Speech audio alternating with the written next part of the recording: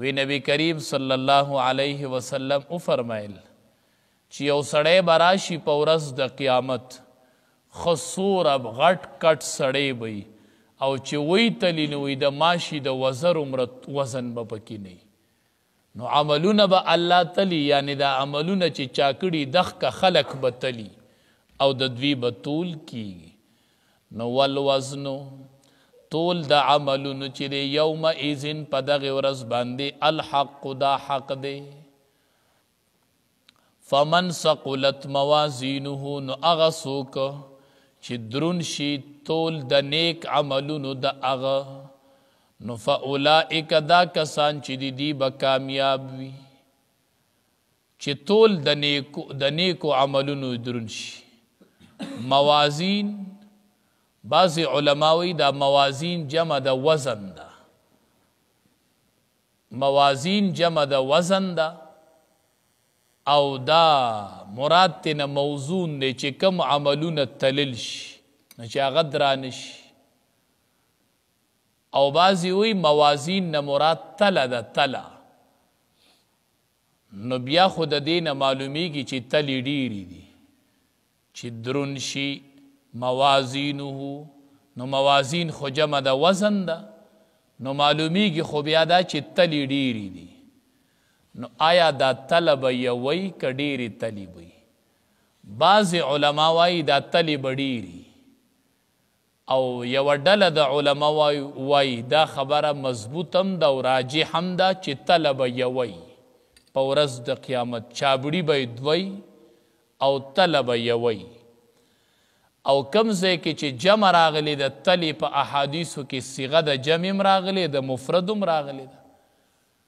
نو کم ځای کې چې راغلی چې جمع لفظ راغلی چې تلی راغلی نو د هغې معنی به دا وي چې تله یوه ده خو چې کوم شیزونه پکې تلل شي هغه به ډیري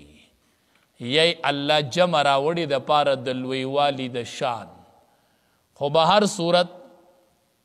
علما وایي چې تله به یوی او چابړي د تلی چې دي هغه به دوی احادیثو مبارکو کې راځي وایي د هغې تلې به دومره دوه چابړي وي چې ځمکه او اسمان به هغې کې دواړه راځي دومره غټ غټ چابړي به ملائکو رب العالمین ته وی چې په دې کې به تللې څوک شي چې دومره غټ چابړي به رب العالمین ورته وی وی زه به په دې کې وزن کوم د خپل مخلوق نه چې څوک مې خوښه شي اعمال به ورله تلم یو روایت کې داسې راځي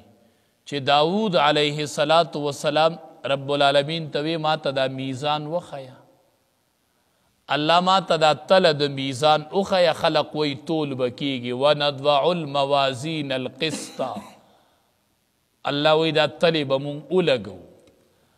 نو داود علیه السلام رب العالمین نا سوالو کو چې ربا ما ته دا میزان وښیه چې زه وینم علماو لیکلي دي چې کله ورته رب العالمین میزان اخودو نو داود علیه السلام بیهوشه شو چې کله تله د میزان ولیدله اوس ورته سړی وی اخرت را روان دی پتا دا سیس پاتې شو ګوریل ته میدان محشر را روان دی وی زلته به ګورو ویلته به یې راکاږو ډېر خطرناک ته ورځ ده یوم التغابن دی ګورې د ګټې او د بیلات ورځ ده نو څوک به یې ګټي او څوک به یې بیلي چې داود علیه السلام دا تله ولیدله نو رب العالمین ته وی یا الله څوک په قادری چې دا تله به ډکه کي د چا نیکۍ به دومره وي چې دا تله به ډکه کي دا دومره غټه تله به څنګه نیکۍ ډکوي نو رب العالمین ورته وفرمایل وی ای داوده چې کله زه د یو بنده نه رضا شم که نه زما د رضا خبره ده نو چې د یو بنده نه زه رضا شمه نو ملأته بتمرة واحدة زه به ورله په یوه کجوره باندې ډکه کم چې د چا نه خوشحاله شم او رضا شم نو بتمرة واحدة په یوه کجوره به یې ورله ډکه کم او یې ورته ووي داود علیه السلام ته رب العالمین وی املأها بکلمت لا اله الا الله. داوده دا تله خو ډیره غټه ده، دا چابړي ډیر غټ دي، دا نه ډکیږي، خو دا به زه ډکومه، دا به زه ډکوم بکلمت لا اله الا الله، چې دا یو چابړي ته لا اله الا الله ورغې نو دا به ډک،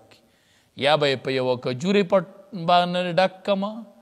یا به په لا اله الا الله باندې دا زه ډک کمه. نو د الله رضا مقصد دی، نه که د الله رضا وشوله نو بیا اسانه ده، او که د الله رضا نه نو دا دومره لوی لوی چابړي او دومره لویه تله دا به عمل نامو ته لګېدلي، الله به هم دا عملونه تلي. ګورئ نو میزان او تلل د عملونو حق دی، دی وجې نه هر عمل چې کو نو کره عمل کو، کره کره کره کوټه کوټه عمل نه کو. ګورئ بیا به طول کې سپک خیجي نو هر عمل چې کو چې کره کو. ګوره مونځ مونږه اسې کوو چې ځان لی وکړي نو یو په یو دی، او چې په جمع سره دی وکړو نو احادیثو کې راځي 25 درجې یا 29 درجې فضیلت حاصل شو. ولې په معمولی خبره باندې د جماعت مونځ پرېږدو؟ نو الله به عملونه تلی، نو چې تلی نو مونځ کره مونځ او د جماعت سره مونځ کول د دې به ډېر طولي. رب العالمین دی مونږ په دغه ورځ باندې کامیاب کړي. اعلانونه به کېږي، اعلانونه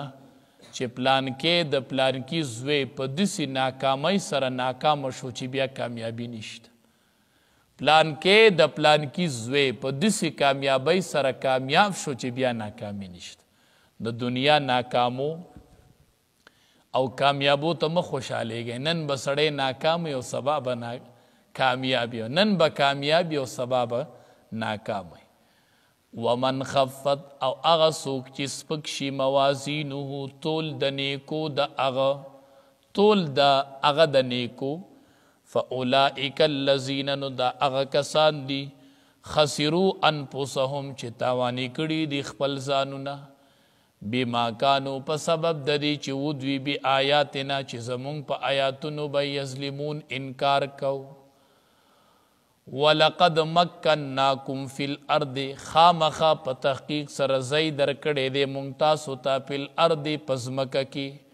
وجعلنا لکم فیها معایش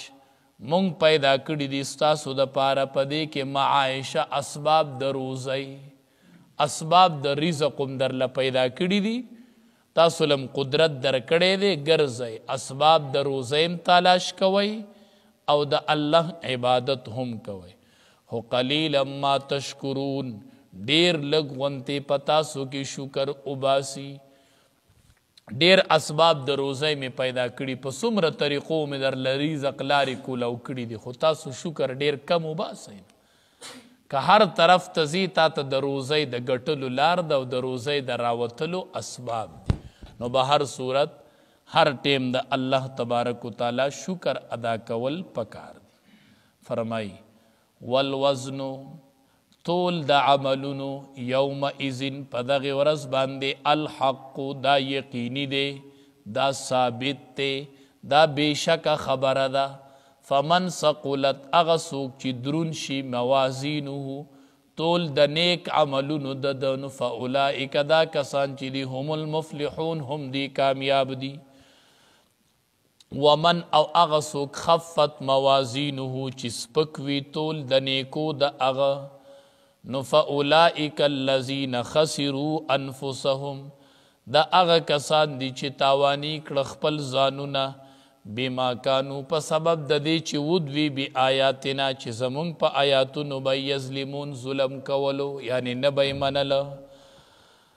ولقد مکناکم په تحقیق سره مونږ ځای درکړی او تاسو له فی الارض په ځمکه کې، وجعلنا لکم پیدا کړیو مونږ ستاسو دپاره پیها په دې ځمکه کې معایشه اسباب د روزۍ. قلیلا ما تشکرون خو ډېر لږ غوندې تاسو شکر وباسئ.